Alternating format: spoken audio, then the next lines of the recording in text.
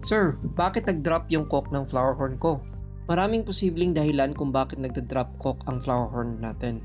Narito ang ilan sa mga karaniwang sanhi. Number 1, stress. Kapag madalas ma-stress ang isda dahil sa pagbabago ng environment, overstocking o agresibong tank mates, maaaring lumiit o mag-drop ang cock.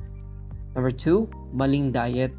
Kailangan ng flower horn ng balancing diet na may mataas na protina at nutrients tulad ng spirulina, shrimp, at pellets na may growth enhancers para mapanatili ang laki ng cock. Number 3, mababang temperatura. Kapag bumababa ang temperatura ng tubig, mas mababa sa 28 degrees Celsius, bumabagal ang metabolism ng isda na maaaring makakaapekto sa cock development. Number 4, sakit or infection. Ang bacterial o fungal infections ay maaaring magpapahina sa immune system ng isda na posibleng magresulta sa pagliit ng cock. At number 5, genetics. Hindi lahat ng flower horn ay may kakayahang mag-develop ng malalaking cock. Kung genetic ang dahilan, limitado lang ang paglaki nito kahit anong gawin mo.